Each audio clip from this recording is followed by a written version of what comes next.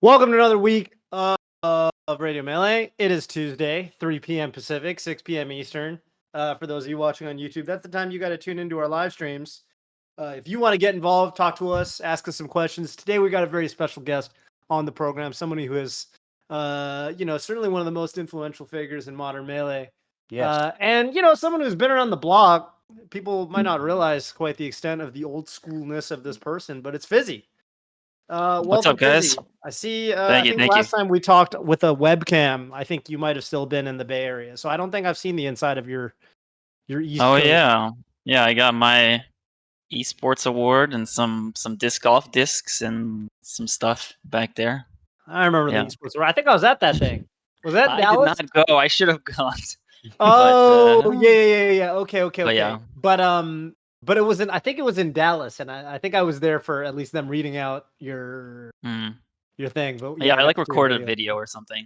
But, it was cool. I mean, they put that up. It was really cool. Everyone was really happy about that. We've got this is I think this is one of the. Jeez, I don't want to misspeak here since I don't think we have Luke in the call. This is one of the. I think we're taking a break from Radio Melee. I think for like a month or something in September. So this might be our last or maybe second to last episode. I think we might be doing it next week too, but I don't want to speak out of turn. Anyway, whatever. Just keep watching until 1 week there won't be anything to watch. You'll be sad. Yeah. But I mean, PP. What do you think about It's kind of funny. I feel like last week we had Weed on and. There's just a lot of rumblings in terms of the top player kind of has stayed in Melee this week. So, going to be a little bit of a different show this week since I think, that's kind of, little bit less talk about Mango's doc, a little bit more, hopefully uplifting talk about, one of the people who many put on the Mount Rushmore of Melee, someone who helped Melee through a very difficult time. We weren't able to go to in-person tournaments, and Fizzi was really able to come through and help with a lot of that, and does a lot of other things besides. So, right. I think I think just to kind of set the ground floor a little bit for people, what was it kind of like making? I mean, I remember you said this wasn't planned. You didn't plan to create rollback netcode or anything, or you didn't know anything was coming, but you had started working on it. How did everything go? Did things kind of go like you expected making it? Were you expecting the reception of the people that it was? Like how did all that play out on your end? Yeah, I do sort of wonder too, like, because Slippi, I remember when Slippi was. These days it's kind of synonymous with rollback, right? But it was already like the recording, that whole aspect of it, Slippi replays and stuff, that's been around for quite some time, right? Slippi mirroring. I think mirroring was the first like really big change, right? I think with mirroring, I mean, it increased the quality of our streams quite dramatically. I think that was the first thing that really changed things pretty significantly. I think replays were cool before that, but I mean, that's a little different. I think the first thing we did was it the gang? I think the gang steals the script. Really? We recorded all setups with replays, and that was kind of like the launch of the website too. So I launched the website, and then and then all the replays from every setup was on there. So that's probably the first time that ever happened at any tournament, right? Oh my god! So and when was the gang steals the script? And the gang is that a Pittsburgh? Yeah. Tournament? Am I making that up? So. Let's see. Let's Google it. Yeah. I mean, it sounds really familiar. Okay, I'm gonna look that up. The gang. Everyone's hacking in. 2019, in Pennsylvania. Swarthmore so kind of recent. College. Huh. Yeah. I remember this. Oh, this was the tournament where Zane got totally dumpstered by.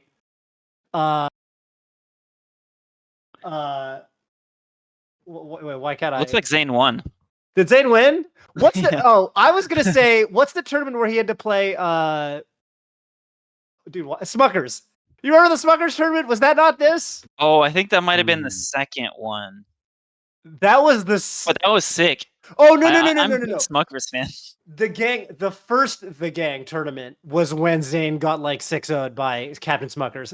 I think the gang steals the script might have been the second gang tournament. And in that one, okay, Zane won that one. Okay, got it. Yeah, that makes sense. That makes sense. That I just saw. Sorry, I looked up the VOD and I saw the background, like I saw the footage, and I was like, I Yeah. recognize this place. But okay, that makes total sense. And wow, so that's actually like a more recent timeline than I almost would have expected. Because when did the whole like the Slippi I mean, it's project funny. at It's large, like 4 when did it years start? now. That's It's correct. like, yeah, but yeah. I mean, when did rollback? I mean, rollback came out. It was like mid 2020. Yeah. Hardcore COVID times, right? Yeah. And I think like the reception. I think I've said this in other places, but I expected it to be pretty big within the community. What Yeah. I didn't expect was how big the impacts it would have kind of outside the community. Some people attribute it to having impacted even the regular FGC, and like with the developers being Oh, willing to yeah. implement rollback and stuff, because Mhm. it was kind of like a good showcase of like, hey, if this one guy can do it in 7 months for like modded into a game, maybe it's Masterfully as well. maybe we should do it. Yeah. So yeah, I didn't really expect that sort of external stuff as much. But I Mhm. knew it would be Mhm. pretty big. Obviously, like releasing during COVID was made it larger than I think it would have been otherwise. Mhm. Also, I wanted to say, Toph mentioned that I've been around for a while. Yeah. That's fairly true. I started playing competitively in like 2010, and I Ah. looked this up. I actually did play you, Kevin, at a tournament. Tipped off 9. Wow. Tipped off 9, Really? 2013. It was in doubles though. You and Drugged Fox destroyed me and my brother. There's a YouTube video of it Oh, actually. hey, GG's, man. Yeah, GG. Wow. Yeah. So that was in Unreal. 2013. So that's a long time ago. Unreal. That was in I've still never been to a tipped off. 2013. You were playing who? Oh, you play Falcon, right? I play Falcon. Yeah. Okay. So I've asked you this a couple of times, I think, in our private, chat history. But maybe since we have you on the program, you can give an official, as a Falcon player, you can give an official kind of statement while we have you on record. How come every time I queue on Falcon on unranked, it sends me to Fountain of Dreams? As Falcon, you mean? Yeah. Yeah. When I queue Falcon, I get Fountain of Dreams. Are you fucking with me? Like, Yeah, I added what's going on something there? specifically for your account for sure. Got it. Okay. Yeah, it's just only we got him if I on got record, boys. only if I got a Spacey or a Sheik though, right, as the opponent. So it's Yeah, like kind of of there's course, some yeah. complicated logic there. Okay, I just wanted to clear that up. No, I think I don't even know on the back end what character you picked. I think. Wait. Oh, really? Maybe Yeah, I'm maybe kind of wondering maybe how I this do. metadata- Maybe I do. I do know what character you picked. I think what character your opponent picked, and I think I also know who you are. So I could probably, do at least in this. unranked, I think I could make it so it's FOD only for your games. That'd be funny. When I go Falcon. Yeah. Oh, fuck. You could do this for YouTube King, and you could give him FD only, and then Oh, boy. then it'd be like when he plays friendlies in person. Yeah. That'd be everyone remember that era? Yes, I was there. Because the esports awards, that was like 2 years ago at this point. It was funny because I was there with Samwox. It's funny because I feel like you and Samwox sometimes get brought up in the same breath or whatever as people who have had outsized influence on the game without necessarily being a top player, what have you. Just kind of creating something that ended up being extremely, extremely, extremely important to the growth of the community. But yeah, I was there with Sam, also being tall. But I was there with Samox, and yeah, it was really cool because I remember talking to kind of some industry people who maybe I knew back from my days at Twitch or whatever, and I remember they were kind of talking about how that got in, and how that, because that was kind of not supposed to be. That was like an ad hoc thing, right? It wasn't like there was because most of it was like, okay, Samox was. He had the metagame documentary, and that was competing with. Yeah. I think you're talking about the category, right? The category, yeah. Yeah. Because this category, it says it on it. It's Panel's Choice Award. So I think it was like, So I think it was specifically like, there were different people that had impact in their community, and I think people voted on sort of the winner. But it wasn't the public voting, which is I think different than the other categories. I think the other categories it's people vote, but I think this was like a specific esports panel cool. would decide. But it was also cool because from what I heard, a lot of the people on said panel, a lot of these esports people, like when I talked to them, I talked to a couple of them, and that had some, like Frodan, for example. Frodan is somebody Yeah. who I think me and PP know pretty well, right? PP, you're friends with Frodan. I know of Frodan. Frodan. I don't think I don't know if I met him or not. Real okay. Well, I figured from your days at EG, but anyway, yeah, he was saying, he's actually also a big Marth and Falco player, so maybe that's why he's a big PP fan. But he was saying that, yeah, he was saying that kind of when when that whole thing got brought up, everyone was kind of like, oh, this is like a really cool idea, because there hasn't really been something to that effect. Yeah. Something along the lines of Slippi kind of revolutionizing a game whose community is obviously so large relative to how old the game is. Like there hadn't really been anything like that of note in like a really, really, really long time. But I think that a lot of these sort of esports industry people, these people started playing video games in the days of Quake and whatever, these really old school esports, right? Dota even, right? Dota at the start was basically a community project. So I think that kind of struck a chord with a lot of people. And you don't see that much of that kind of thing anymore, because these days, at least in terms of most esports, it's pretty much all dominated by the publishers at this point. It's so top down now, I think. It's just so in top general. down now, right? Yeah. Yeah. So yeah, I thought that was neat. I thought that it was cool that, a lot of like you said, a lot of these sorts of people that you wouldn't really expect to care that much, they thought it was like really, really neat. Yeah, and they kinda yeah. made No, that thing happen. it was great for sure. I Yeah. definitely appreciate it. What would you say is your I don't know, so you moved from the West Coast to the East Coast recently? Have you been, I don't know, have you been going to New York, right? Yeah. I'm in Brooklyn. And I do Nice. I Like do Joey stop by Wheeler. nightclub sometimes. Not super often. Mhm. I signed up. Was it last week or the week before? My friend was in town from Montreal, so I signed up for once because he wanted to sign up, and Oh, cool. it went terrible. I mean, I got O2'd. I don't really play much anymore, and it's tough, man. Everyone's so good now. Yeah, which is your It's fault, a struggle. Yeah. right? Yeah, Do you ever? I gave everyone the tools to destroy me. Yeah, does that ever weigh heavy on your conscience? No, What have I no, done? no, not really. I mean, Yeah. it feels bad going to a tournament and not winning any sets, but it's fine. Yeah, I'm I not mean, a player really. yeah, I feel that. Yeah. That's what I tell myself too. That's what I tell myself too. Yeah. Yeah, but I mean, I don't know. What else have you kind of been up to and whatnot? Yeah, I mean, I think outside of Melee, I think Mm. I picked up disc golf recently, ish. That's why there's like two Dude, discs I've out there, and heard of it's a disc lot of golf. fun. Who was talking to me about disc golf? Ken Chen, possibly. Henshin and also someone on Melee Stats. Okay.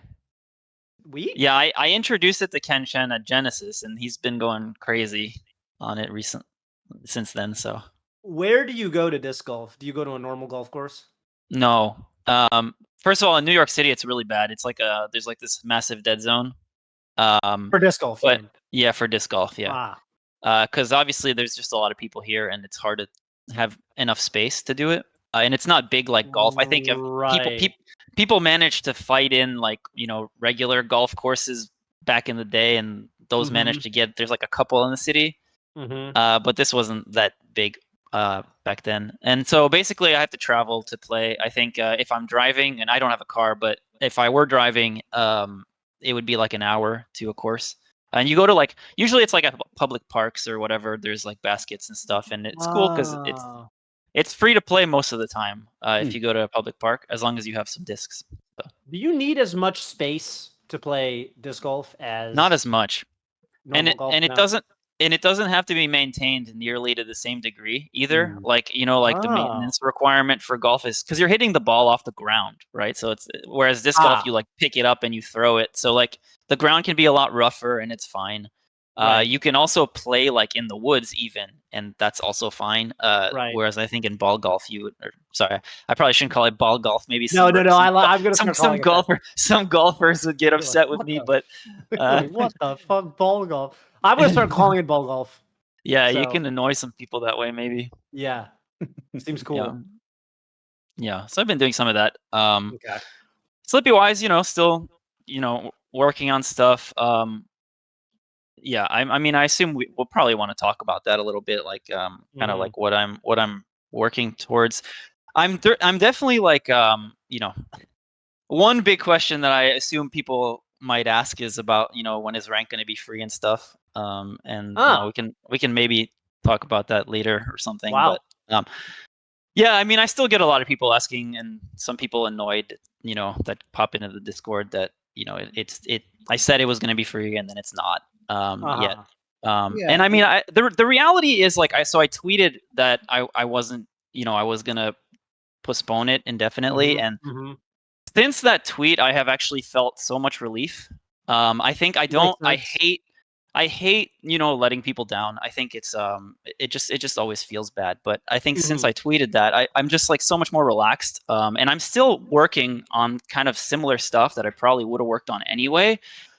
But I feel like I can kind of take my time with it a bit more and not stress. Uh, Mhm. Mhm. not like feel like I have to be working on it all the time.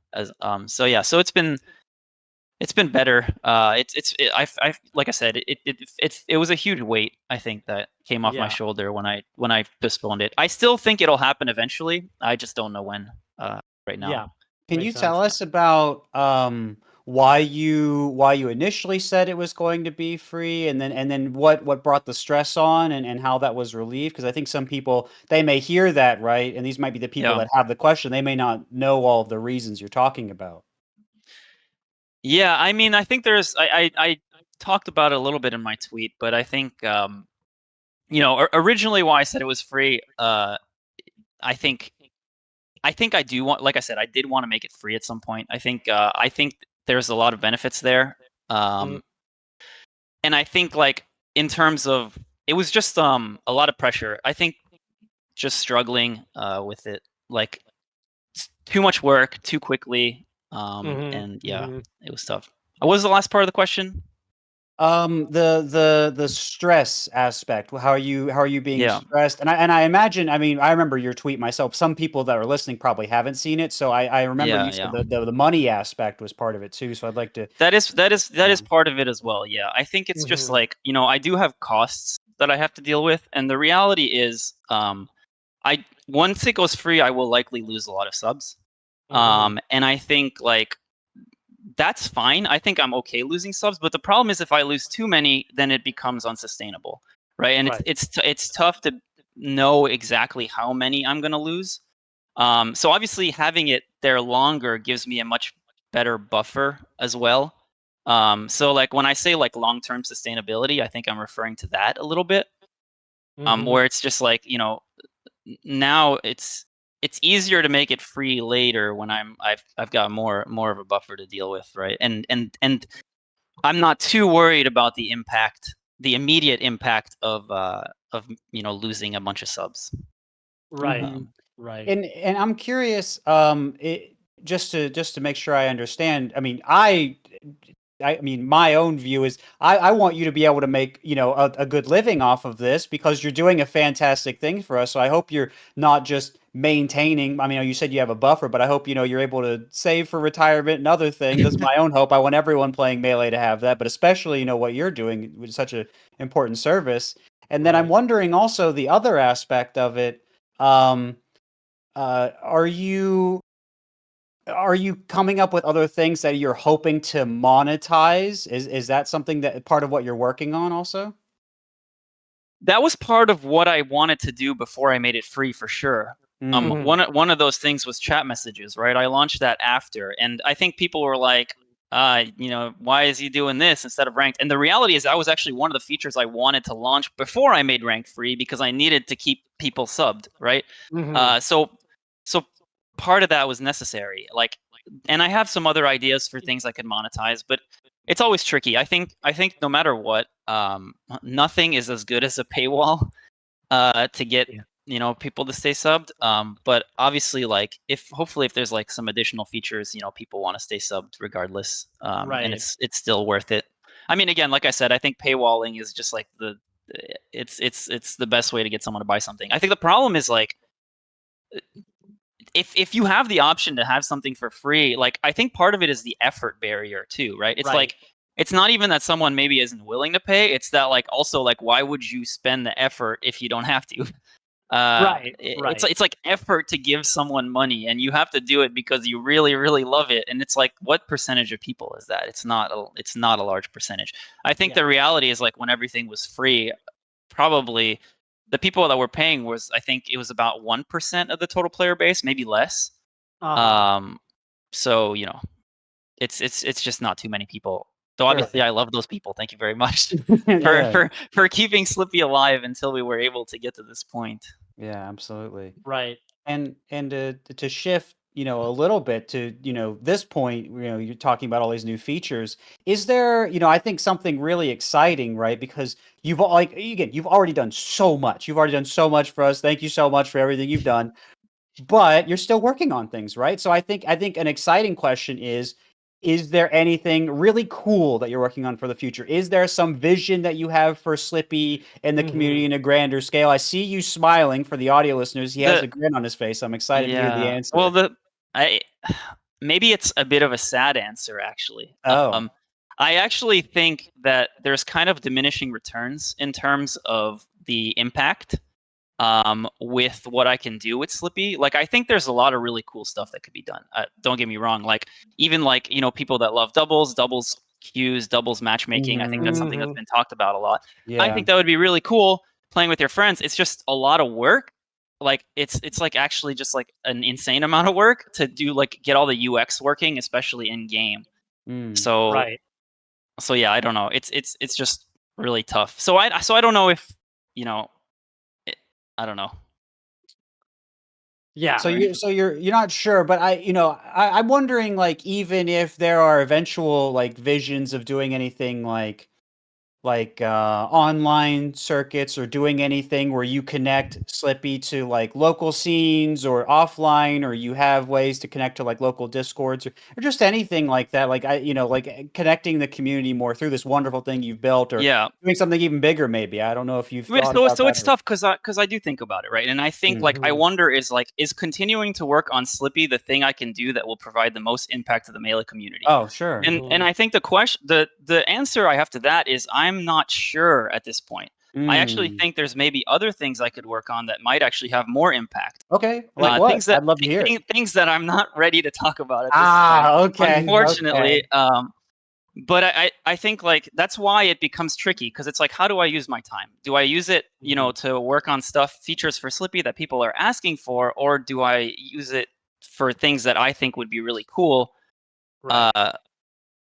Yeah, but that I can't really talk about. But then it becomes awkward because people, are expecting me to, they're paying work for on Slippi, right? Yeah. Yeah, and so it's tricky. That's part of also why I wanted to shift it a little bit more to be more like feature, like you're paying for a service a little bit, rather than paying for. I felt like with the Patreon, I felt more on the hook for continuously working, whereas I feel like with with pay, if you pay for certain features or whatever, maybe it's a bit more like, okay, yeah, I'm getting this for paying instead of feeling like I'm like supporting someone. So that was hopefully going to be able to open me up to maybe work on some other projects that I think would also have impact. So I don't intend to stop working on Slippi.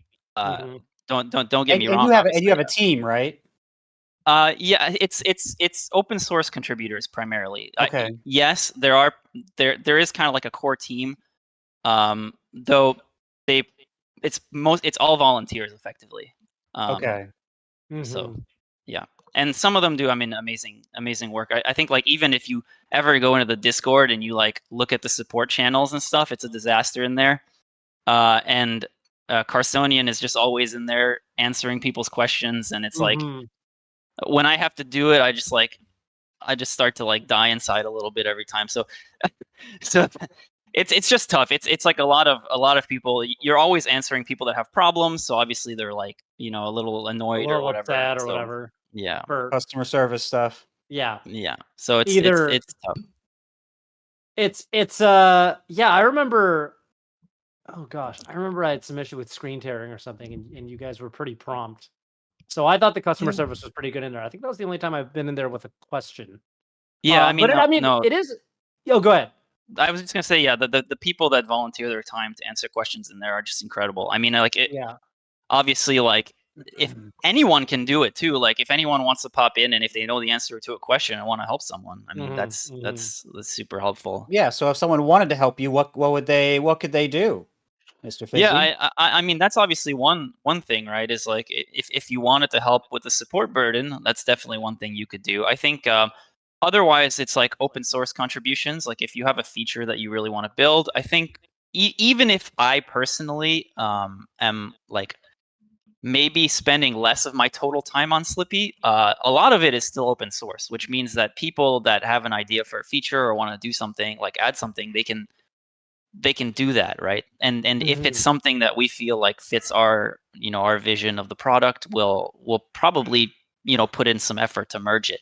I mean, this happened recently with DRL, and DRL did the Slippi jukebox stuff to get music back into the game, right? Oh, I was yeah. wondering why suddenly there was music. Okay, that was intentional. I thought my thing broke. I was like, oh my god, I hear music all of a sudden. Yeah, yeah. Okay. It's funny because some people were like, I had music off, but now it's on, like the setting reset or something. And I'm like, no, music never worked before.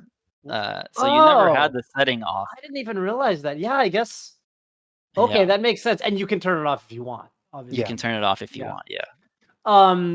Yeah, I was gonna ask because what are some other? I feel like there's some other pretty prominent examples of um features that didn't start as part of even some of the Teams work, right? Like obviously, like you said, Teams isn't fully fleshed out right now. Yeah, the team's work was entirely done by a contributor, basically. I mean, entirely might be strong. I think like when somebody merges something, like It becomes a I pretty almost it becomes I become sort of the maintainer and having to like like certainly doubles being added has cost me a lot of time. So it's right. never free. It's never free for me for people to bring things in, but I think a majority of the work was done by a contributor. Got it. Yeah, Awesome. I was wondering. Yeah, I guess that's the main. That was the main one I was thinking of at least because I remember feeling like when I looked at something where I was really curious in one of the pull requests about something, but I don't remember what it was. Hmm. But yeah, I mean I do think it's really cool. Kind of the open source nature of it because yeah, every time I go in there, it just seems like a lot of people are working on a lot of stuff. Which is Yeah. pretty cool. And it's also like a lot. I feel like if you're at all familiar with the Melee, I don't know, modding community, like I feel like there's a lot of familiar names in there. Mhm. Because I kind of imagine that after a certain point, kind of everybody knows everybody, sort of thing. That's at least how it Yeah, feels yeah, to me. Yeah, yeah. and it's yeah, it's I don't know, it's very impressive, and I do wonder like how much of I don't know. I mean, I know that there's modding communities obviously for a lot of other video games, and I wonder how the Melee modding community stacks up if it's like one of the bigger ones or what. Because I'm just I I don't would know. assume so. I would assume You it's kind of up imagine there. so, I right? would assume Yeah, it's up there for sure. yeah. To circle back about features though, Mhm. the I did want to say like the next feature that I'm Mhm. working on is match history. So Oh, specifically for ranked, I think it's unfortunate right now that like you can't see like who you got matched up against, how many points you got or lost, etc. It's all mhm. kind of invisible. Part of that was because reporting reliability is an ongoing challenge. It still is. It's a tough thing to do. And so if you have a match history, it obviously becomes very clear that like, hey, like some matches are not being reported and stuff. And we're doing the best we can to try to improve reporting reliability. And I Mhm. think hopefully if we're more upfront, like if you can kind of see your matches, you'll be able to see if your matches did end up getting reported. Because right now, some matches can also get reported like 2 hours late, which Ah, people might think that like, oh, this match never got reported. Like because you often the only way you can even know that is if you like check your rating right after the match and see if it went up or down.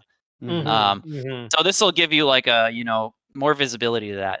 There's some risks because then it allows people who are trying to cheat to maybe have a better idea of like It's if their is it cheats are working or working. something? Yeah, right. Interesting. This is like the Uh, people that quit out or pull the Ethernet yeah, plug or yeah, whatever. yeah. I remember you were saying that there was some kind of change that kind of made that like it made it harder to cheat somewhat semi-recently. Yeah, I did. That's the thing I'm talking about with like the 2-hour late response. Got it. Yeah, that's fairly recent. And some matches that people try to abandon will get reported now. It's just that it's still not all of them. It's just a tough problem. I think it's hard for people to understand because people always play client server games where like the server knows exactly what's happening. Yeah, exactly. There's an easy source of truth when there's a server that knows exactly what's going on in the game, who's connected to the server, and so on. Whereas if you have a peer-to-peer thing, we have to trust people's reports. And like people can try to cheat those reports or not send them. And then what do you do when you have mismatching reports? It just becomes extremely challenging. Yeah, that makes total sense. Yeah, which is why one of the things that it'll probably always be the case, but like if people do succeed in cheating or avoiding losing rating, like we have to we should always be able to detect that at least to see if people's matches are like not getting reported because we know what matches exist. Right. And we know like which ones didn't end up counting. So we can see if people are, avoiding results.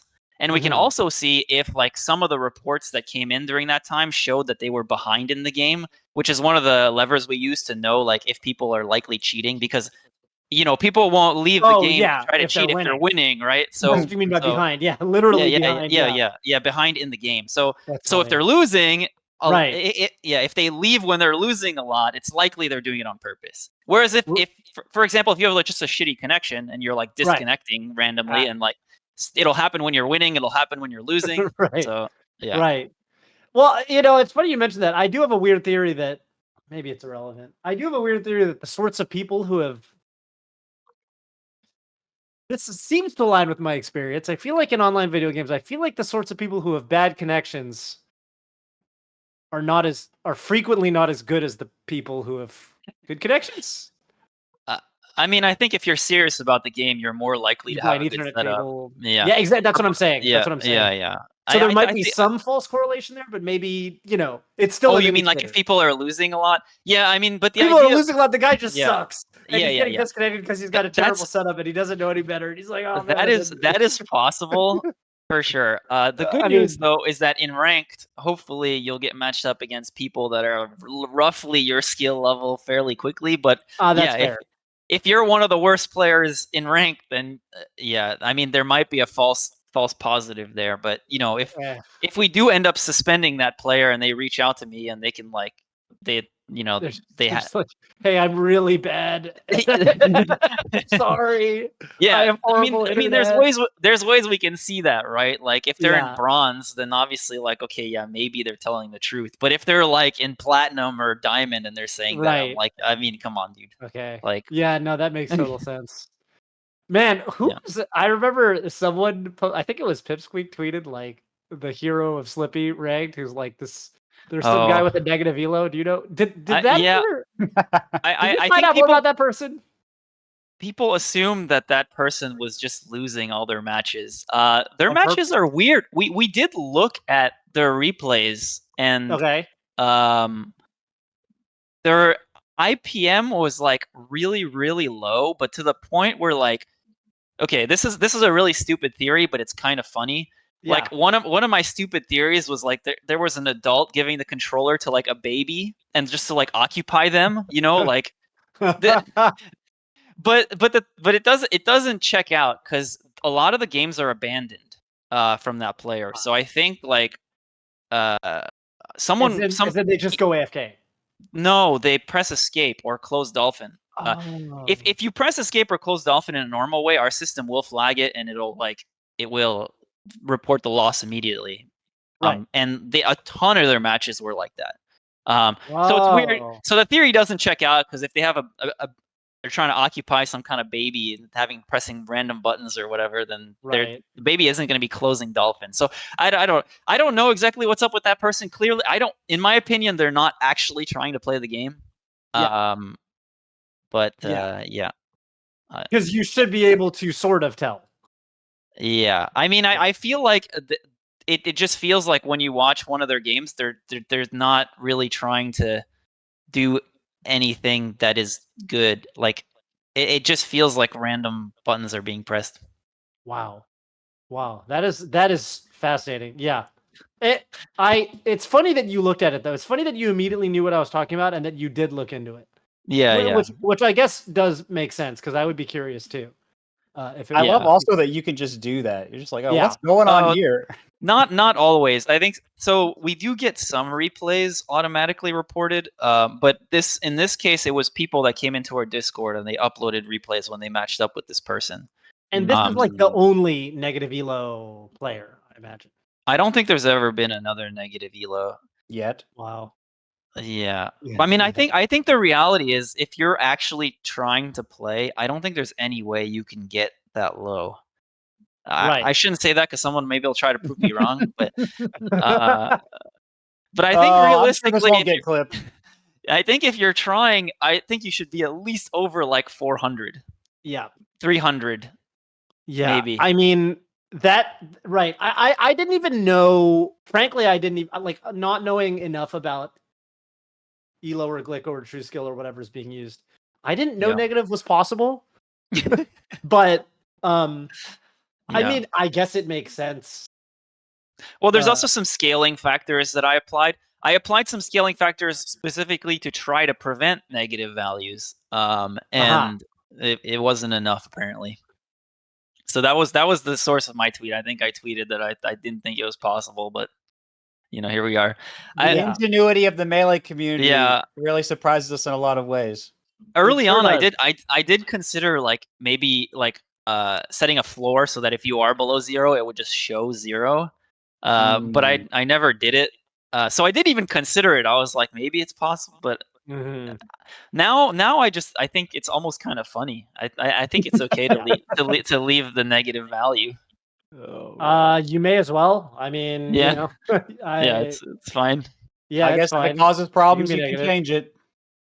Yeah, like I'm imagining, like, is it the sort of thing where there's some bug that happens if there's some code somewhere that always expects it to be a positive? No, I integer? don't think there's gonna be any bugs from it. There you go then. People did mention that there was some game. I don't know what game it was, but like if you managed to get into the negatives, it would like wrap you around to the other side, so you'd have like insanely high rating. So I don't know if like they were trying to do that or something. I've heard of that. Oh, interesting. Yeah, they were trying to be the highest ranked, and they were like, "I've maybe. got an idea." Okay, that's pretty ingenious potentially, but nice try. It didn't work, unfortunately. Yeah, but then it's win-win. You're either the highest ranked or you're the lowest ranked, and it's something to write home about either way. Yeah, I guess so. I guess. We've got a couple questions. I just want to remind people for those. Actually, I think if I'm looking at this right, I think our producer Quinn might have something to ask you. He does. But yeah, if there's anybody else that wants to ask some questions in the live on air, really, really easy. Just !radio melee, and you can join the Discord server, hop into the Submit Topics Here channel, and ask us anything you want. Talk to Fizzi and complain about Founded Dreams or whatever. But anyways, barring that, yeah, unless PP, unless there's anything else you want to ask Fizzi, might be time to go over some of the community voice responses from last week. We can just hear it from the community. I'm ready for it. Okie dokie. Let's see what we got have from all of you wonderful people out there on the YouTube channel. And our question from Wheat, it was from Wheat, and he was asking, 5 years from now, what are we going to be looking back on ourselves that we're doing today and thinking that's silly, right? So we've got some long boys here. We got Decepticon 8465. I'll take this one. Saying, I think we'd be most surprised about hazards on stages not being present anymore. Oh, Fizzi, I told you that someone was going to say it. Like stadium transformations, even now it depends. Shy Guys and Wispy Wind. Right now, they often have a huge impact on how certain interactions play out, which some players might like playing around, while others may feel as if luck wasn't on their side. I also think stage bans in general may change somehow, as a lot of matchups can be heavily decided by counterpicks. Another big thing would be related to characters. Oh, they got multi-parts here. As we're already sort of seeing now, there will be even more players playing characters considered mid to low tier at a high level. There will Mhm. also be likely even more secondaries around for specific matchups. Secondaries like Zane's Ices, Leffen Sheik, Amsa's Falco, etc. The last couple of Mhm. things would be things like controller legality, stalling rules, and timer length. So that's just a whole bunch of stuff. They said the game is going to be radically different in 5 years. Or at least those are the things that are the most likely Yeah. to change, right? I wouldn't be surprised if some of that stuff happens for sure. I mean, I think that like, we already have some evidence of that, like in terms of what is it? What's the name of Hax's thing where The Shy Guys are 1.03.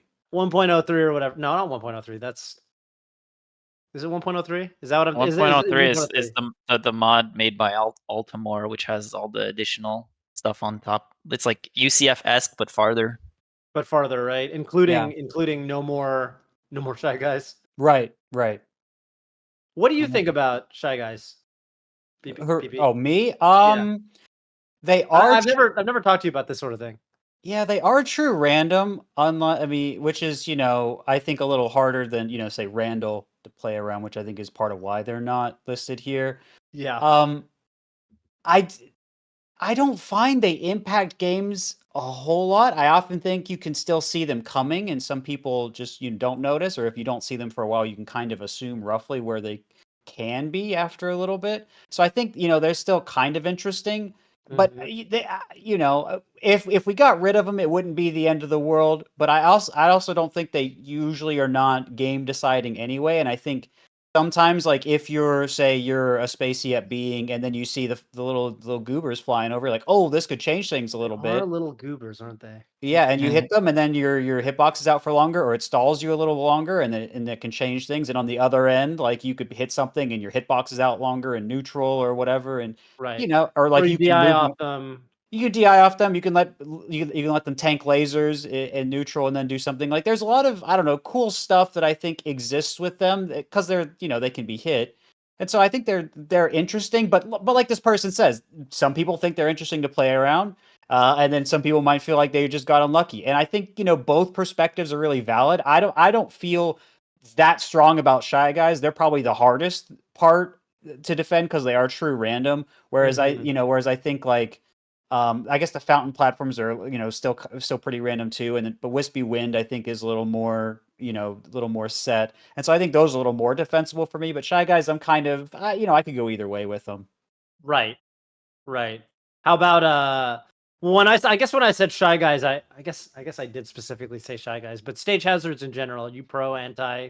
Um, I was very pro Stage Hazard until, oh boy, guess who we have on the program? Until that first April Fools, when I thought we were just gonna have a good old time playing on silly stages, and I'm picking like Mario and whoever. I'm just like, let's have a silly fun April Fools. And Yeah. it's like Fox camping the blazes out of me on green greens. I'm like, this sucks. Wait, really? Yeah, You're every saying single person. this specific April Fools? No, the first one. I didn't even play the second time. I was terrified after the first one. Really? Funny. Yeah. I've had very different experiences playing on April Fools. Wow, yeah. Yeah. I'm shocked. Wait, Maybe I got so hang sniped. I on. have no idea. I was on stream. Hang on. So you're saying, oh, that's so interesting to me.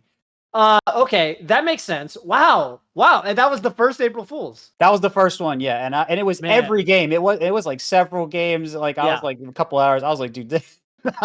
Fizzi, what was your experience playing on April Fools, or is your experience playing on April Fools? Yeah, I mean, I think my experience playing on it is people are just kind of like doing more silly stuff, and like Yeah. in my like Me from what too. I could tell, people were just kind of like having more fun. Oh, Uh, good. People are I either having more fun or they're not having fun because I'm owning them. This is my experience. yeah, I mean, I it depends on definitely the tipped a person. guy into a bomb falling from the ceiling of greens, and he like immediately quit out. He could not deal with that. I was playing Marth, by the way. I was literally That's playing so Marth. funny. I mean, I I feel don't like know. your moments are so funny. Like Yeah. I just think when I play on it, I just I like laugh agree. about it. It's great. Yeah, I think it is great. But I don't know. I mean, PP, maybe you're at 5 Godzilla, right? Maybe my elo's not high enough to get the camping foxes. I don't know. Maybe it was just when I queued. I don't really know, but it was every game, and so that was very Wow. demoralizing. But but Wow. the only reason I Okay. bring that up is just because I'm like, okay, well maybe I thought it was like good for the time and it was okay, but modern day with modern tech skill and whatever else, maybe there would be more problems like that. Again, I don't think Mute City is really an offender of that. I think the car is very much easier to play around than say Mute City just like doesn't have legends. the lava on Brinstar is much more that's a of good example. that's much more difficult. Like even if you know it's coming, the stage wiggles. It's much harder than the Mute City cars. So I think it really depends on what you're talking about, what you value. I'm a lot more tolerant for that because again, I came up with that. I know you came up with some of that too. So I'm a lot more tolerant with it. But my experience with the April Fools did sway my opinion a little bit. Well, maybe we did the right thing. Wow. Which I didn't think before. Consequences. Yeah. It's so funny. I've never talked to you about this. I didn't realize you had this experience. Yeah. No, it's a little nuance. Yeah. No, it's funny because I've never heard from an old school player, at least, I've never heard anyone say that they felt like I always felt like on April Fools, no one knew what they were doing. Yeah, that's what I expected. But I fully agree with you. Right. That was my experience. But I fully agree that if these stages were legal in tournament, for example, I do think people would get there, right? People would learn the tricks. I think people would really like 100%. Say Jungle Gyms is legal. People would lab out all of the side B tricks. I don't think the stages are a great idea for tournament anymore. I think we're way past that. But I think the point of the April Fools is more to like, okay, let's take a step back slightly from like playing so seriously all the time and let's have a good time. Yeah, I love that. I love that aspect of it. That's how I always feel about it. I always wondered how it was implemented too. I always wondered if like you have a separate like almost like because like Fall Guys. I don't know if you've ever played Fall Guys, but Fall Guys has like the concept of playlists where you can queue for a specific set of stages or whatever. That's right. Yeah, and I always thought it would be cool if eventually there was like you could just play on those, like have a playlist or so I can answer like why. So it's implemented, which is what would allow me to make you play FOD every game. It's kind of the same functionality. Which you do. So you're doing this. Yeah. Basically, the back end, when you get matched up, it says like what all the stages that are currently in the pool are, and it sends that to both players. Okay. But it's one pool. On April, it's just one pool, and it's all random amongst that pool right now. Got it. So normally the pool is like obviously all the legal stages, and then like during April Fools, it's like all the non-legal stages. But and not all the non-legal stages. Correct. The ones that were like formerly legal, I think, is the ones I put in there. That's a good heuristic because there's some stages that are not fun for anybody. Yeah. Right. Yeah. Like Brinstar Depths. No one wants to play in Brinstar Depths ever. Yeah. That's. But okay, that makes total sense because it's funny because I always felt like, me being me, I'm like, oh man, what if this was a sneak preview of like we can actually just pick these stages or something. I don't know if people would actually queue for those. Maybe it would like turn into doubles queue where people just kind of stop doing enough. Yeah, I mean that wears off, but that's the issue with doing any kind of separated queue, right? It's like already, splitting the queues is dangerous, especially in regions like Europe. And Europe is the second biggest region, and they're still struggling sometimes at like high elo, right? Makes sense. I said elo. I never do that because it's not elo. But what is it? No, it's not. I mean, it's open skill in this case, but I think the generic term that people should use is just rating. Because that's the same for everyone. It makes us sound like chess. I like that. Yeah. We're high rated. True. High rated. Yeah, exactly, it is rating. I mean, that is what it is. Yeah. It's just funny because people feel like I'm a notorious offender of this. I just say elo and I'm not even thinking about it. Yeah. I mean, it's fine. Anyway, people at high rating obviously already have a lower player base, like a lower pool of players they can play. So on top of like if there was even split queues and like all this stuff. Because like I would like to make like a for fun queue or whatever where you queued for it, and maybe it alternates. Maybe sometimes it's like sometimes there's like certain items on, and it's just like maybe it's like set for a week and then it changes or something. Oh, that's cool. I think that would be really fun. I just worry that if I do that, it will split the queues even more, right? So I try to be kind of so I'm cautious about doing that. That's a really good point. I mean, the best example I can think of is like a game like Overwatch, right? That has the arcade mode or whatever, and then they have like, it'll be like, because obviously you can just queue for the normal gameplay or whatever. There's ranked and unranked or whatever, but then there's like 1 week or whatever, it'll be like 3v3 deathmatch. And that's the special. That's like the featured arcade mode for the week, and then it's Overwatch, so you can win some special currency if you play it 5 times or whatever. Obviously, you can't really do that in Slippi unless you implement some special currency thing. I don't know. Maybe that's the next thing you got to build. But for real player retention, and then but anyways, point is, I don't know. They time gate it. They time gate it to like it's like this is the weekly event, and then it's like. So I guess that's how they get away with it, which kind of, in a way is kind of like April Fools. It's just a week instead of a day. But anyway. Yeah, I think a lot of games do that to prevent the like infinite queue splitting, right? That you could do with different modes. In fact, you mentioned Fall Guys. Fall Guys does it too, where Fall they Guys have does it like too. That's right. That's right. That's right. And they're, I think they, for such a casual, I guess, game, it's funny because they did have to solve these problems at like this kind of really weird, interesting scale because their lobbies are 60 people. Yeah, and that's definitely tough. That's You need a lot more people to be in queue to be able to fill out lobbies of 60 people. Right, especially quickly, like with a time frame where people aren't like sitting there forever and like, oh man, screw this, like I'm gonna play some other game. The lobby's not filling up. Anyways, good discussion there. Next community voice question. We'll just get through these controllers. Both modified analog. Controller is actually a pretty good answer. Yeah, I do sort of expect. I expect the controller landscape to change every couple years. Both modified analog Nintendo controllers and digital box style controllers should have rulings. Yeah, hacks may be controversial, but as box nerfs are sensical. I fully agree with that, actually. GameCube controllers should also set some rules, even if the rules are lighter when compared to digital controllers. If it's too much on TOs, we can wait for top 64, even top 8, or even grand finals to check in tournaments. Yeah, that's a pretty reasonable take. I mean, even like Street Fighter 6, Capcom came out with some ruling on what's acceptable for like the SOCD rules. Like you have to like if you're holding down and up, it has to go to neutral. You can't have down and up go to up, which was the old standard. And the kind of the outcry from the community was like, well, how are you ever going to enforce this? Like there's going to be 7,000 entrant Evos. How do you ever know if someone's breaking the rule? But I guess the whole thing is like, you don't really need to, you kind of don't need to care because like if it becomes important, like it'll be, it's just having the rule alone is that if it ever becomes a question, then at least you have the rule. Yeah. I mean, you don't necessarily need to enforce it for every single set. Right. And I think, that was my concern too, but I saw a lot of discussion about it and someone said, well, if you just have random checks, you don't have to check everyone. You exactly. You don't have to check 10, you don't have to check, you check like 5% like of the people. TSA. Well, that is not a comparison I really wanted to make, but it is an apt one, I suppose. I was thinking of Formula 1, maybe a little less annoying. What does Formula 1 do?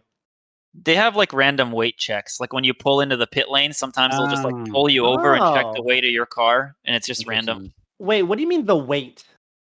Your car has to be within a specific, like it has to have a minimum weight. Oh, because then it would go too fast because it's like too light? Is that the? It's like if people they added a minimum weight limit for safety reasons because they want all the safety things to be in there, and then if you're like trying to like cheat it, it basically it does multiple things. I'm probably not the best person to answer, but it also keeps things affordable, right? Is another reason. It's like because like if you were trying to lower the weight as much as possible, you might be spending a lot of money on rare materials and stuff. I see. Dude, some fucking Gundanium alloy. Oh my god, that's so sick. That makes sense. That actually makes total sense. Rare materials is really that's just really cool. No, I like that too, yeah. Anyway, no, that makes total sense. I didn't know about that. Are you an F1 fan? Yeah, somewhat. I would say so. Cool. I watch the races. Dude, I really want to go to Monaco. That's a crazy one to pick, but yeah, I went to I've been to the Montreal Grand Prix. That was a lot of fun. Oh, cool. Yeah, I was just that's a cool thing to be into. And disc golf, huh? Anyway, all right, last community voice response. IMO, we'd be most surprised by not already having a separate online ranking like Ultimate Wi-Fi Warrior rank. Oh, we actually got some really like good responses this week because I also thought this sort of thing is kind of cool. Ultimate is a bunch of different rankings, you know? And then it's kind of cool because I feel like for people that like feel like they were, you know, done dirty by one ranking or whatever, they can point to the other one and be like, well, see, if you count these tournaments, then, you know, I'm actually really, really, really good or whatever, right? So I feel like that's kind of nice for a lot of people where you just kind of look at the one that made you look really good. But in any case, yeah, I agree that we shouldn't count online sense for SSBM rank. Yeah, but I do feel like we're not giving online its proper respect. I fully agree with that. When it's been so important to the culture of the community, Zane dominating for 2 whole years, the rise of many mid-low tiers, causing us to reconsider the bottom half of the tier list, the numerous BBB clips that spread beyond Melee, and top 8 tourney runs from players who can't travel often. Wevin, Zakir, Lotfi, Morse Code, Lunar Dusk, etc. That's actually, yeah, that's a pretty good point. I'm pretty into all those responses. It would be cool to have something like that. I know it's been discussed from time to time. I do think it's a shame that the online kind of results that we have don't always get taken that seriously because I think they matter to a certain degree. They matter insofar as like, you know, the competitors usually care and stuff like that, and you don't have to take super duper. I mean, certainly they correlate. I think no one would say that like you know, online results and in-person results don't correlate at all. Right. But I also agree that in-person is like should be, you know, the main tournaments and what we use for rankings.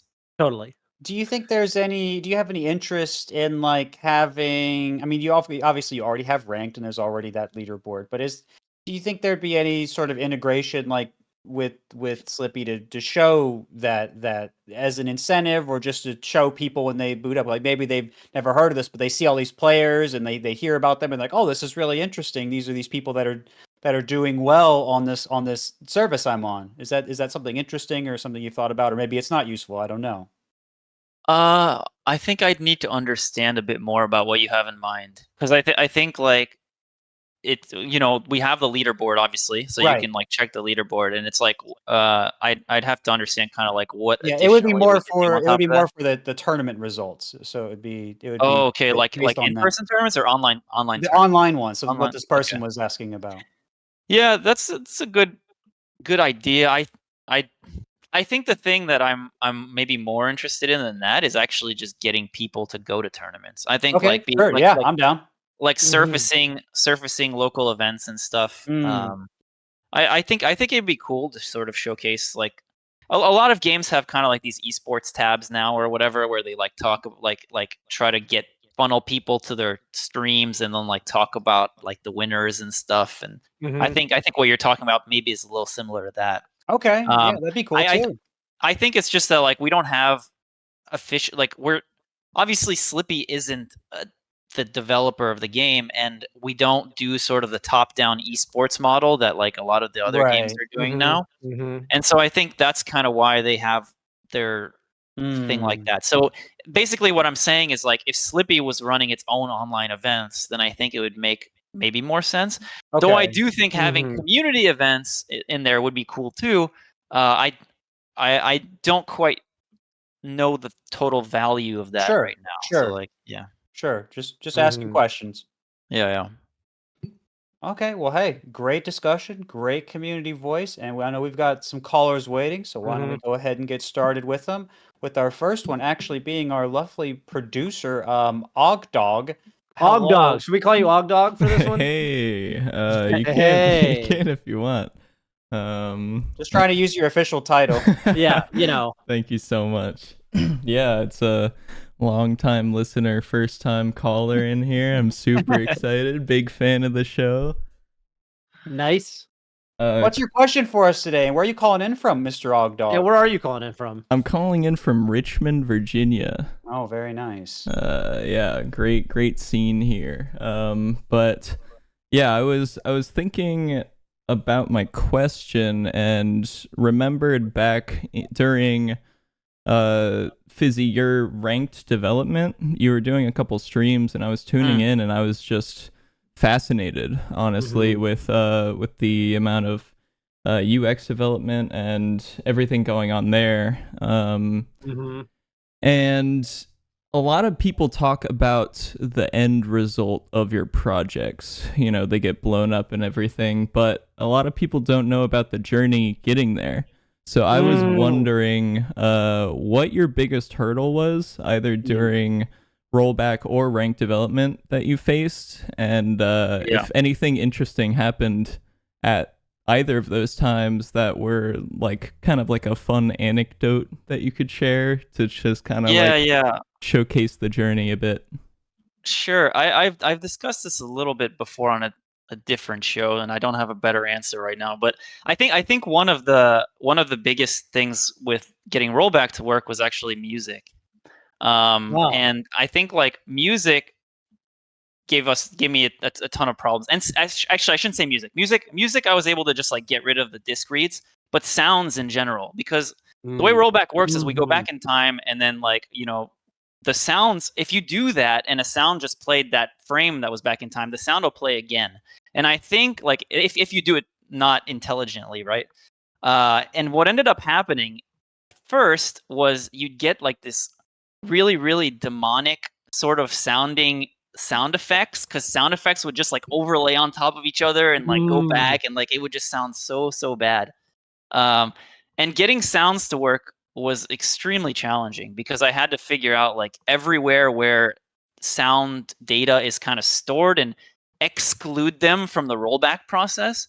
And the problem is that's like everywhere, and like finding all those places was a huge challenge. Yeah, in terms of the rank development streams, I think like you mentioned like sort of the UX and the game setup screen and stuff. That's mostly what I streamed, because I can't really stream the backend stuff, and I think working on the backend is less interesting anyway. I think the doing the game setup scene is a fun stream, but UX in general in the game is extremely challenging, always, because you're not like, I don't have like, you know, React or like some kind of like language or like visual display framework I could use to like do stuff easily. And like, also, if I can't get something to work, I can't just Google the issue and figure out like, why isn't this working? And then there's going to be someone on Stack Overflow that'll tell me, or ChatGPT nowadays maybe. But you can't do that with when you're modding Melee, because nobody knows anything. You just have to like, you know, you have to kind of figure stuff out, and then, you know, maybe ask Uncle Punch if he'll answer you. Yeah, it's a little different when you're the guy that people go to. Yeah. So UX in general in the game is always tough. I'm super proud of the game setup screen. That it looks really good. Yeah. Specifically, that's the scene you get put into before you get into a ranked match where you're like counter picking and stuff. I'm really happy with how that turned out, and I think like that was a really fun part of working on the project, and working on it on stream was fun too. If I have something visual like that again in the future, I'm definitely open to doing more streams. Cool. Well, hey, I'll have to tune in next time too. I think I must have missed the last one. Yeah, they're a lot of fun. I would highly recommend them. Also, maybe recording a video for software developer nerds of you kind of working around at the back end, maybe for those who are interested in that sort of things. You know, not showing any of your secrets, but you know. Yeah, the back end is closed source, so it's a bit trickier because and again, there's no like visual thing I can show. So yeah, right. I do want to write more blog posts. Specifically, I did want to write a blog post about the reporting in a peer-to-peer game and the challenges and stuff. I have written a blog post in the past about replay desyncs, and I don't know if you've read that one, but I think that's oh yeah, you know, yeah, cool. So yeah, it just like talks through our challenges and like, you know, I read why this one they too, happen actually. and stuff. Yeah. Yeah. And I those think are those cool are ones. fun. They're just a lot of effort to write. Mm. It's definitely like multiple days of work. Mhm. So yeah, it's tough to commit to it and not do other stuff. That makes sense. That makes sense. But yeah, blog posts, I think developer blogs in general are pretty cool. Even like from my time working in software development, like at like tech companies, I remember I was always really proud of like when there was like a particularly cool feature that like, I don't know, when I was working at Twitch, like somebody would write, one of the engineers would write like a blog post and Mhm. yeah, I don't know. I mean, sometimes it was pretty neat. So I definitely like that kind of thing. Yeah, I mean, there's a lot of cool challenges you encounter and a lot of cool solutions, and it's fun to talk about. Yeah. Yeah, I imagine. And also like structure, I think the cool thing about blog posts is like, especially like like developer blogs. I think it's cool how, there's kind of this like presentation challenge of like, okay, not everyone who's reading that, like maybe a lot of the people reading are just Melee fans, right? And they're Yeah. not necessarily programmers. They don't have like a, technological background or a technical background, but it's like, how do I structure this information in a way that's like digestible? And I think like, That's part of what makes them so hard to write. right, And I exactly. assume it's the same for like, if you're writing an information video of some kind too. Like you have to like really plan it out and figure out like how I want to communicate this, and it's tough. Right. Right. Yeah. For sure. I don't think I've ever talked to you, Quinn, about Quinn being Ogdog. I don't think I've ever talked to you about this sort of thing, but cool to maybe I'll see you in chat next time. The next time Fizzi streams some Yeah, coding. maybe we'll run into each other. For sure. Yeah. Well, I think the place where I talked about the sound thing, by the way, was with Hold Back the Block, and I think if I recall, Esteban added a clip because I have a video of like the sound and what it sounded like. So if anyone wants to look at the Hold Back the Block video, I think there's part of it there where you can listen to the demonic sounds I'm talking about. and this is on YouTube? I think so. Yeah. Okay, I'm gonna have to check this out. Yeah, I'm really curious. Now I'm for sure really curious. Okay, well, cool. Normally this is where we ask our caller for some shout outs, Quinn. Yeah, I got some shout outs. And then we make let's do it. You can stay. Yeah, Actually, no, no. I'm gonna leave the call actually. Hey, wait a minute. Don't do that. Goodbye, everyone. Yeah. So yeah, as a full-time software developer and part-time Melee tournament streamer, I have to shout out the entire Melee modding development team. They have made everything so amazing, and especially the unsung hero, which you guys have talked about previously, Slippi mirroring. That has changed the game for Melee streaming, for tournaments as a whole. It just blows me away, and I can't remember back in the days when, you had to do the analog to digital upscaler, that whole headache. It just makes everything so much easier with just a simple Ethernet cable. So shout outs to that as a whole, and shout outs to the Richmond Melee scene. It's blowing up recently. Got some great monthlies, got some great weeklies. If you're in the surrounding area, make sure to stop on by. It's a lot of fun, and yeah, shout out to the MDVA region as a whole. You guys have been amazing for the past couple years I've been a part of the scene. Awesome. Well, what a good shout out. How long have you been in the Melee community, Quinn? Since 2015, after I watched Apex 2015, of course. Good turn. Very nice. Greatest tournament of all time. Good turning. I was there too. That was a good one. Hey, Yeah. let's go, Fizzi. Yeah, ever since then I was hooked. So well, thank you, Quinn. Please don't leave. Yeah, don't do that. Thanks for having me on, guys. Okay. Yeah. All right. Well, let's go ahead and get our next caller in here. We got him lined up. We have Baby Steps. Hello. Welcome to the program. Where are you calling in from, and what's your question for us today, gamer?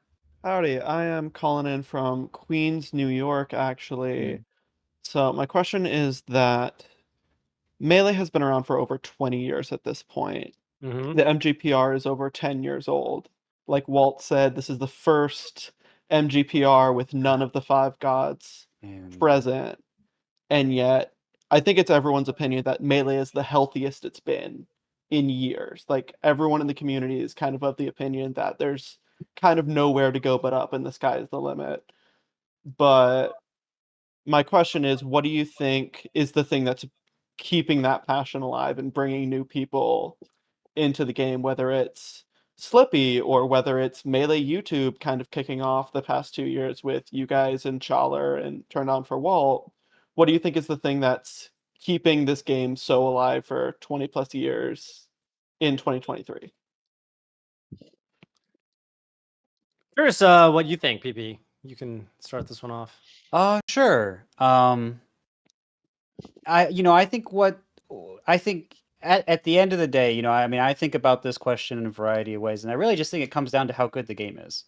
Because I mean, if the game is not great, there are not going to be people that are going to spend all this time on it. There are not going to be people that are going to, have these different play styles. There are not going to be people that are, going to make it a living, and so on and so on. And it's not going to have these miraculous comebacks, these ups and downs, and people that are willing to fight for it. So I think it really does come down to the game. That doesn't mean that there aren't other things. I mean, again, we've got one person sitting on the show on my right for the viewers. There's a huge part of why this game is still around, that are bringing in new people, where you can get into it.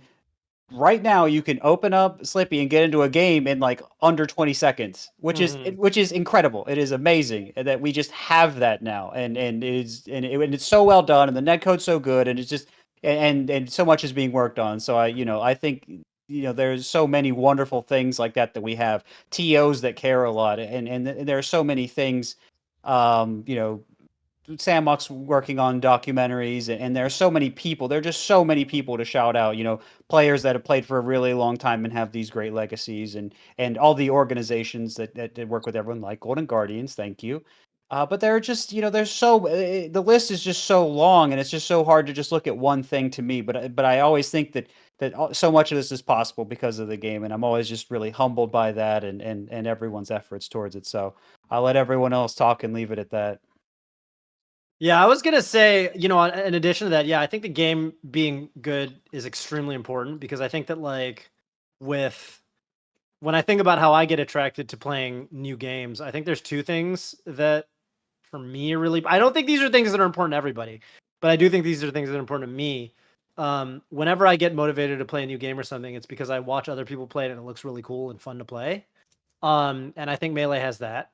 And I also think that it's important, at least to me, that the game is kind of coming with a healthy community. Like, I want to feel like if I'm going to play a game, that there's going to be, that the game is sufficiently big, I guess. Maybe it's a very selfish thing to say.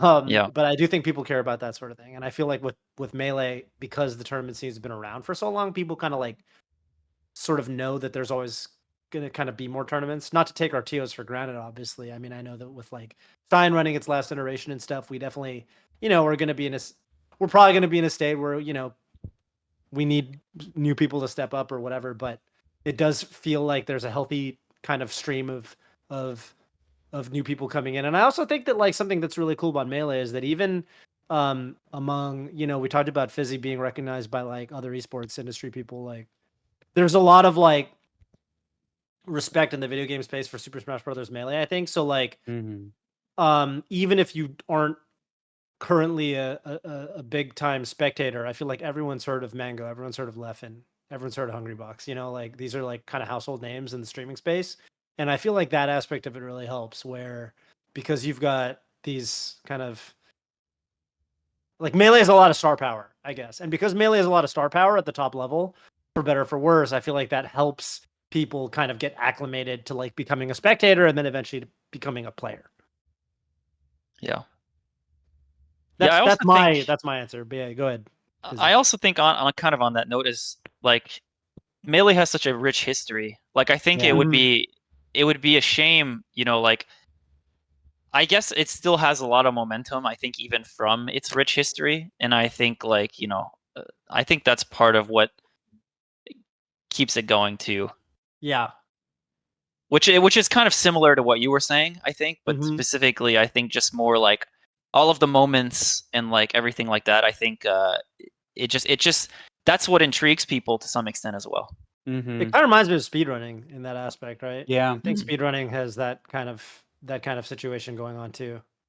Yeah. Where And then the people summoning salt videos, I think. exactly. I think the summoning salt videos very much tap into that idea, Yeah. right? Yeah, totally. Yeah. That's what I was thinking. Yeah. Something we could probably do too more of, Would especially be cool. those stories that predate YouTube and are still kind of word of mouth. There are some old heads around, the Kishes and otherwise. You could still ask if you wanted to make something. I'm sure. Yeah, and I mean Samox kind of did Right. that as well, right? I Right. think that's kind of he had a somewhat similar angle. I think Yeah. you could say he's our summoning salt. I think so. I think so in a lot of ways. Different format, but Yeah. but I think very much the same, tapping into the same sort of vein, Yeah. I think that the core there is very similar. But yeah, great question. Thank you, Baby Steps. You got any shout outs you want to do?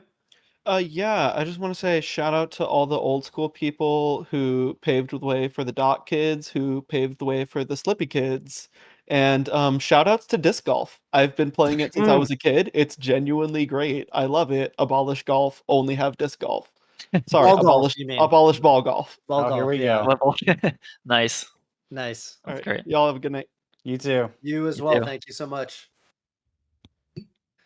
All right, we got another caller. It's going to be James KB. Oh, James KB's name. Before we get to James KB's question, this actually reminds me of a question I had for you, Fizzi, because we were talking about data earlier. Can you hear me?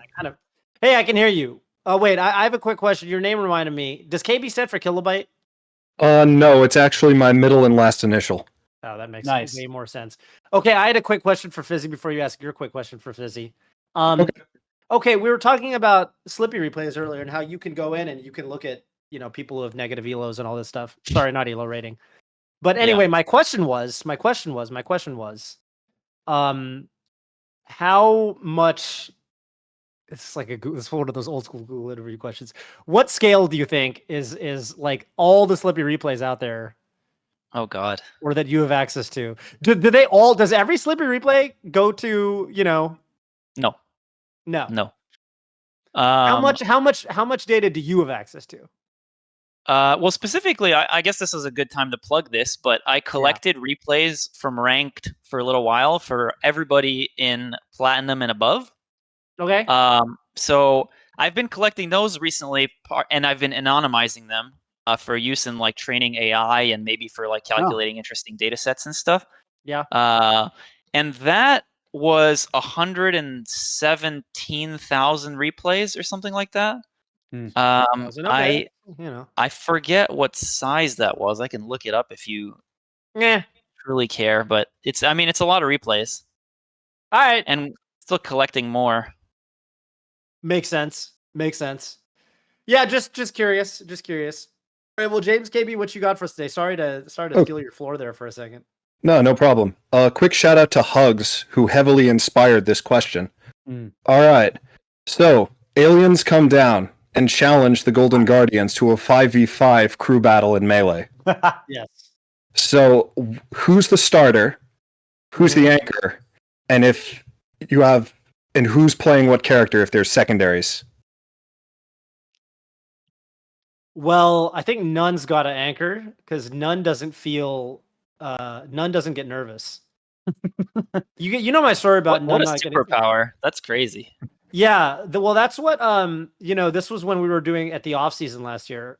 Stop me if you've heard this one already, but Fizzi came over to me and he was like, because we did the all Falcon crew battle, and there were people on the crew battle that had to play Falcon who didn't main Falcon. That was kind of the fun part. It wasn't just Falcon mains; it was everybody. Like Ginger had to play Falcon, and Lucky had to play Falcon. Everyone had to play Falcon. And I had the good fortune of winning the RPS with Vish, so I got to draft both Nunn and Wizzy, which, as you can imagine, is pretty strong. And Wizzy came over and he was like, Toph, I was thinking about it, and I think that Nunn should be our anchor because Nunn doesn't get nervous. And I looked at Wizzy and I was like, do you get nervous? And Wizzy was like, oh. And then he thought about it and he was like, I guess I hide it well. and then he was like, okay, either one of us can anchor then. And I was like, nice job, Wizzy. But anyway, I let Nun anchor. So I think Nun's gonna anchor because he doesn't get nervous. And I think that's really important. I should probably go second or third because I think playing Fox is really good as a counter pick. Or you go first actually, because Fox kind of hard to counter pick. I could just go first. People, when do you want to go? I think I'm either a first or a maybe a cleanup, or maybe I can sneak a cheeky counter pick in somewhere, but I don't mind going first. I do agree. Amsa shouldn't go first, right? Amsa should be like a counter pick. No. Yeah, he needs the counter pick. We don't want. Yeah. We don't want the aliens coming out with their strange Peach chic or- technology. Yeah, their peach Yeah. technology. Yeah. They found a new way to float or whatever, hyper sub extended float. I don't know what they came up with. Yeah. But That's what I was thinking. We don't want Amsa getting hit by that, so we'll tank Yeah. it. I think me or Brandon should start because I think. Oh starting- yeah, Brandon. Yeah, Brandon. There's some, doesn't he? I don't know if he hates any matchups. I think he's gotten pretty well rounded. I think Marth actually. or something. I feel like he doesn't like Marth. I feel like he complains about Falco versus Marth a lot. Does he? Okay, Yeah. maybe we make him go Fox and then he's fine. Yeah. I don't Yeah, know. that makes sense. I don't know. If Brandon goes first, does he commentate his He own set? commentates while he's playing to mess with them. Yeah, to mess with them. Well, it might not mess with them that much because They they're worked on aliens. HBox. They can't tell what he's saying.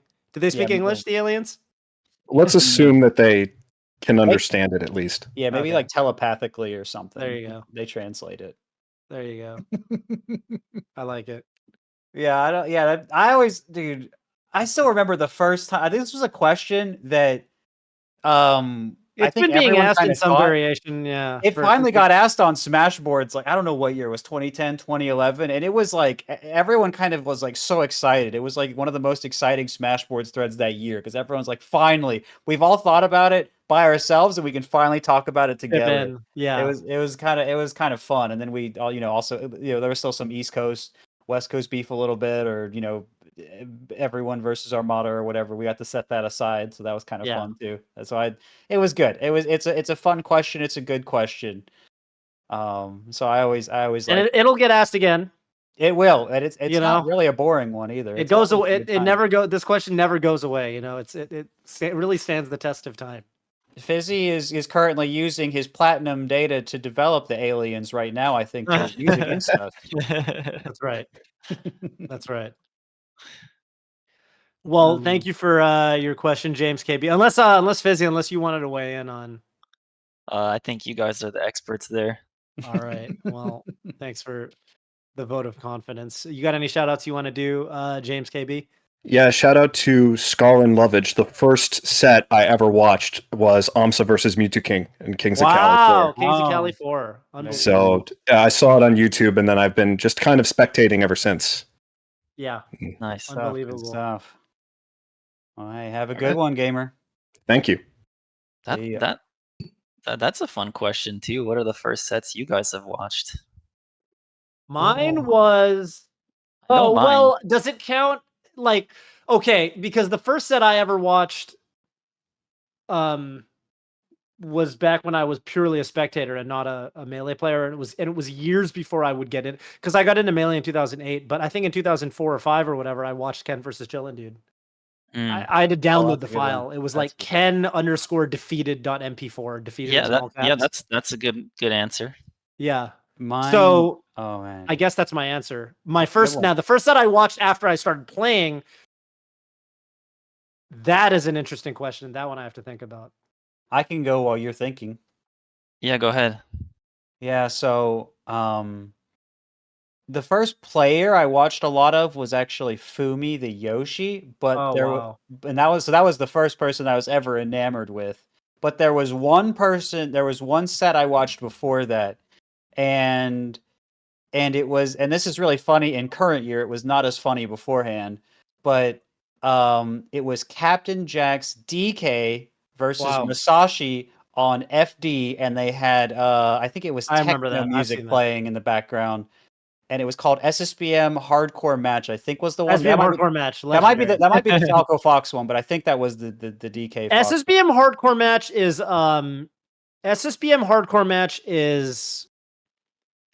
I might be mixed up. It's That not. might be the Falco Fox. I don't remember. Yeah, SSBM hardcore match is Falco Fox. I think it's.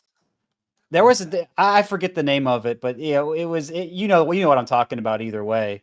And it was just crazy music and like I didn't know competitive play. I just searched professional Super Smash Brothers Melee players on YouTube, which it was a site I pretty much never used at the time, but I wanted to see if anyone could beat my Mario, and it turns out there are people that were going crazy, and I was like, oh snap, this is the coolest thing I've ever seen in my life. And so I was totally blown away. I didn't know if they were on lightning mode or mod. I had to really. Yeah, I had to see that they weren't respawning fast, because they do in lightning mode. I mean, Fizzi obviously knows all that because he looked at lightning mode. I watched the interview.